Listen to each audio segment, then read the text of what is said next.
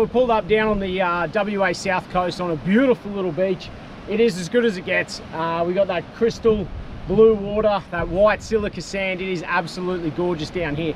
Now, the plan is we're going to pull up here for a few days. A few days could turn into a week, who knows. It's so nice here. We're not really sure what we're going to do. We're talking about something that has truly transformed my setup. Now, this is something that I've never had on any of my previous setups. We're talking solar.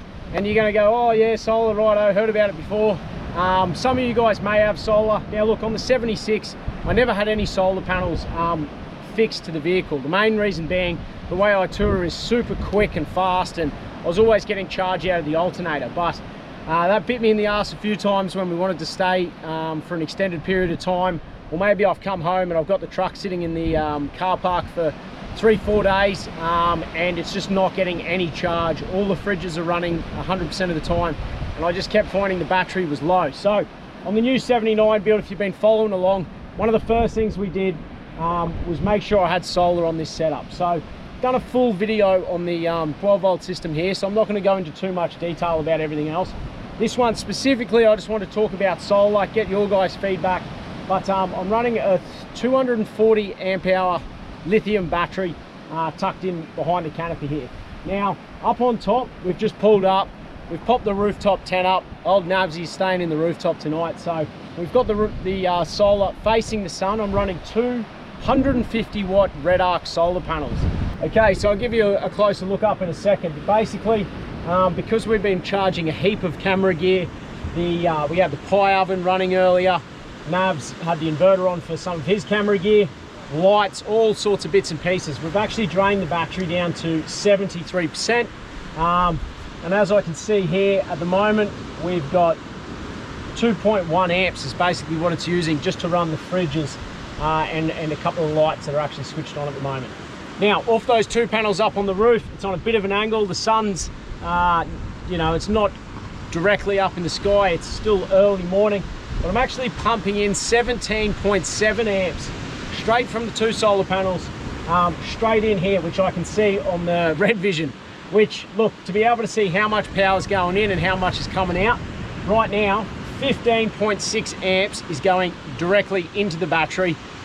It's using a couple of amps to run everything, but basically at the moment I'm charging at 15.5 amps. Which at this rate, it says in 5 hours the batteries will be completely charged. So if we sit here for the rest of the day, these batteries will be back to 100%, which is absolutely nuts. Now, the weather forecast is looking pretty bloody average for the next couple of days, which is not ideal when you're in paradise. But I've actually got an extra blanket here as well. So I wouldn't normally need this or do this, but because I know we need to get these pumped up to get the most out of this full sun at the moment. Here's another blanket. Now, I actually use this between the car and also on the caravan. Now, on my caravan setup, I do have 450 watts of solar up on the roof, but the problem is my tinny covers part of it. So other than pulling the tinny back a little bit, which is not the end of the world, I went and got myself one of these. Now, there's your cord. It's a Red Arc foldable solar blanket. Now, super compact, as you can see. Basically, I just leave it in the truck, all folded out. It's in the direct sun at the moment. Best thing about this is I can sort of move it around depending on where the sun is. So if I've got the car all set up and the kitchen and the pantry out, I'll be able to drop that rooftop down as it comes closer to midday to make sure I'm getting the most out of the sun. But in the afternoon, if the rooftop tent isn't going to work, it's not the right angle, and I'm not getting any sun on the panels on the roof, I can simply move this one around. So this is a 112 watt solar blanket. So I'm going to plug this one in. Chuck this on the back here.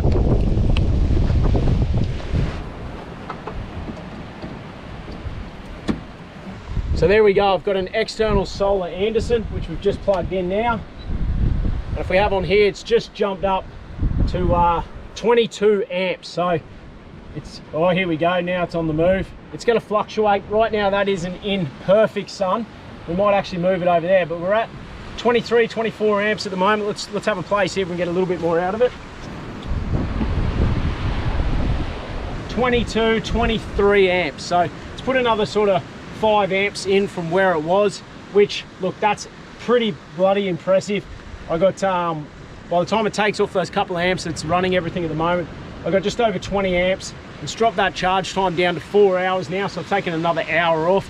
As that sun comes up a little bit higher, that'll go up even higher, which is bloody impressive. So solar blanket plus the ones up on top. Now look, solar blanket's great, but you only get X amount out of it. It's only a 112 watt panel. You just cannot beat having a massive amount of solar straight up on your roof, whether you're just parked up at the shed at home. So when I get home and I pull up and I park it up, constantly trickle feeding the batteries just means everything gets kept sort of, if not full, but very full. I mean, if it's got the right sun, it'll sit at 100%. This is just about the lowest my system has been in a long time.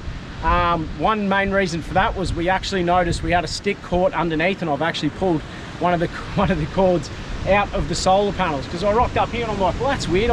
I basically sit at 90 to 100%, and I've been on the road for a good 2 months now. So we plugged that back in, started getting solar back in, and now everything will get charged right up. So I can leave the blanket here once the car is fully charged. Predominantly I do use the blanket on the van just because of the tinny up on top. So we'll take it over there and I'll show you how we plug it into the van as well. So now I can just walk around, lay it out flat behind the van in the sun, straight in here.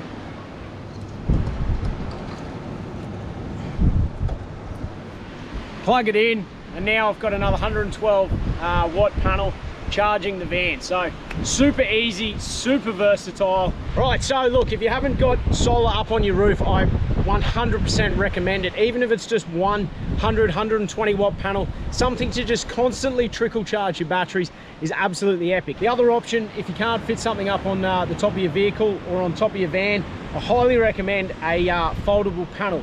Now you can get your portable fixed panels, but they do take up a lot of room. When it comes to me and touring, I like everything to be compact and practical. Now the folding solar blanket is far more compact than your fixed panels, and it is a lot more practical. You can move it around easier and it takes up a lot less space in your car.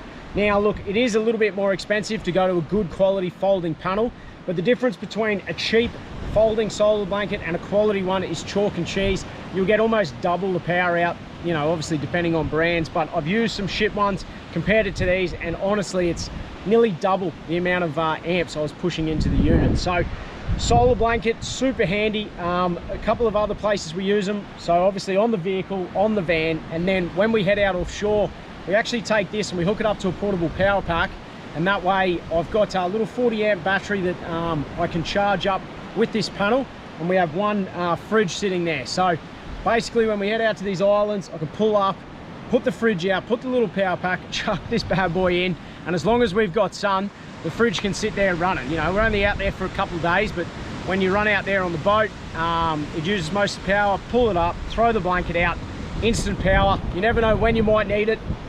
Anyway, I just thought I'd do a real quick little video on that, guys. So far on this trip, when I've pulled up for 3, 4, 5 days, these have just been absolutely epic. We have had some shocking weather over the last few days, and we are stoked that the sun is out, and what a place for it to come out. But I am going to make sure I get everything charged up as much as I can off the solar today. We'll slide the boat back and get solar on the roof of the van, just so everything's charged up, because it doesn't look like the rest of the week's going to be too crash hot. Anyway, we're going to get this tinny off, get out there, hopefully we catch some fish. Till next time, guys, make sure you get out and enjoy the Explore life.